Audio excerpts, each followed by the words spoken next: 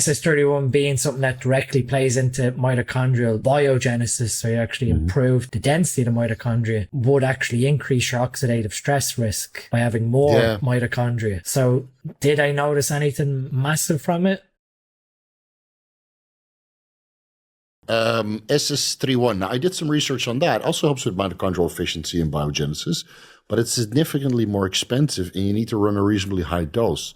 So I ran 5 milligrams SS31 for about a week or two, and then my wallet was literally crying. And then I didn't really notice much of a difference on top of the mitochondrial stuff that I was running. Now, this is a year ago, before the SLU PP332 and the methylene blue and the MOD-C. At that time, I was running MOD-C at the same time, so maybe that negated the effect. Dean, do you have any experience with SS31? I do. Like you, I've done 5 milligrams 5 days per week for 3 weeks in a row.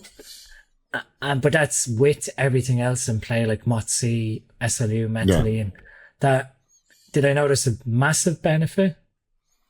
I can't really say. I mean, without sort of, maybe if you tracked some blood work markers to sort of look at rates of oxidative stress, would you see something reduce or even increase with the SS31? Because obviously we've discussed that SS31 being something that directly plays into mitochondrial biogenesis, so you actually improve the density of the mitochondria, would actually increase your oxidative stress risk by having more mitochondria.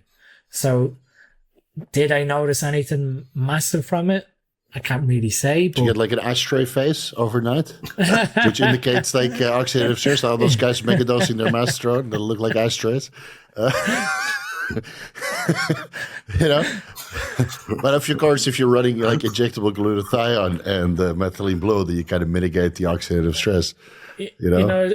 For me, when I tried it, on top of everything else, because obviously we have this tried and tested protocol that you're like, I'm not screwing this up, I'm going to keep this in play.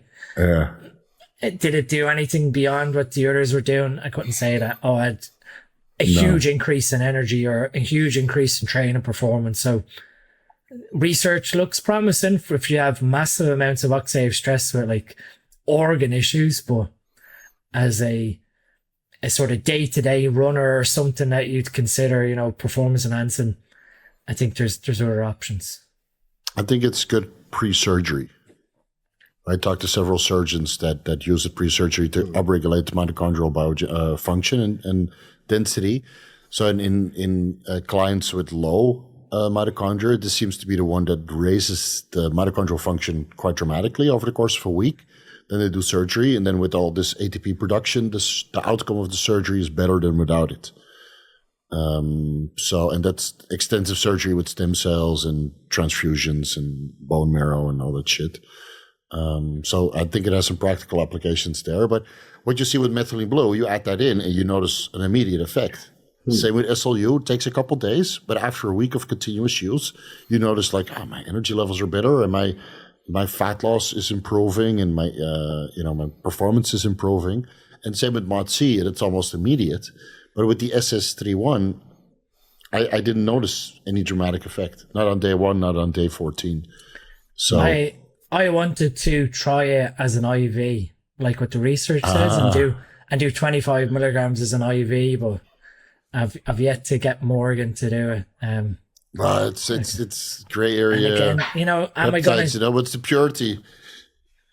Am I going to see anything from it? And